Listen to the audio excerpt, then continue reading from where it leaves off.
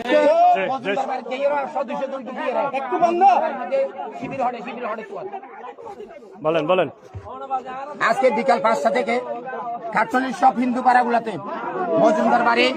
ঘোষবাড়ি, কালীবাড়ি, সেনবাড়ি প্রত্যেকটা পাড়ায় ছাত্রদল, যুবদল, বিএনপির 150 ব্যক্তি পাড়ায় পাড়ায় ঘুরে ঘুরে হিন্দু যে ছেলেগুলা সনাতনী সম্প্রদায়ের যারা কাজ করছে জামাতে ইসলাম দাঁড়িপাল্লার পক্ষে তাদেরকে বাসায় গিয়ে মা বোন ধরে অকথ্য ভাষায় গালিগালাজ করছে। আমি ঘোষবাড়িতে 15 তারিখ আমাদের একটি ধর্মীয় উৎসবের আমন্ত্রণ পত্র বিলি করার সময় আমি এবং ঘোষবাড়ির উৎসব কমিটির শিক্ষক সুব্রত দে সহ স্থানীয় একজন অভিভাবক সাধন দত্তের বাসায় নিমন্ত্রণ পত্র দিতে আসলে বিএনপি নেতা শামসুল আলম সেক্রেটারির ছেলে কুখ্যাত মাদক ব্যবসায়ী সরওয়ার আলম সুমন নেতৃত্বে প্রায় 200-র মতো ছেলে আক্তার নামে সশস্ত্র সন্ত্রাসী এবং হানিফ স্বেচ্ছাসেবক দলের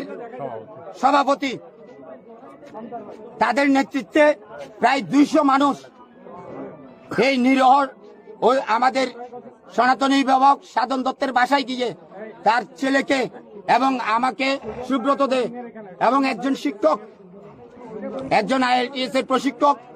গৌতম সেন সহ আমাদেরকে শারীরিকভাবে লাঞ্ছিত করে মোবাইল ছিনিয়ে নেয় এবং মা বোনদের অকথ্য ভাষায় গালিগালাজ করে প্রায় 2 ঘন্টার মতো আমাদেরকে অবরুদ্ধ করে রাখে, শারীরিকভাবে লাঞ্ছনা করে, গায়ের উপর হাত লাগায় এবং হুমকি দেয় যাতে নির্বাচনী কার্যক্রম সহ আগামীকাল যেন আমরা কোনো জায়গায় আমাদেরকে না দেখলে বাড়িতে আগুন দেওয়ার হুমকি দেয়, উৎসব বন্ধ করে দেওয়ার হুমকি দেয়। তারা ইতিমধ্যে মজুমদার বাড়িতেও আমাদেরকে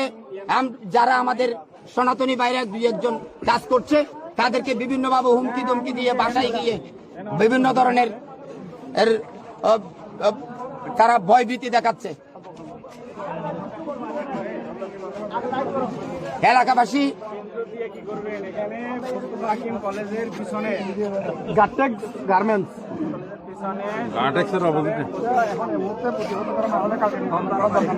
বলে আসতে হয় গ্যাস সেক্রেটারি হাজার টিয়া ভাই ইন্দা হামলা ইতা মাসি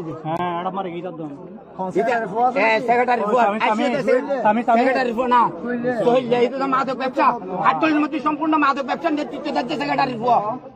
লাইভে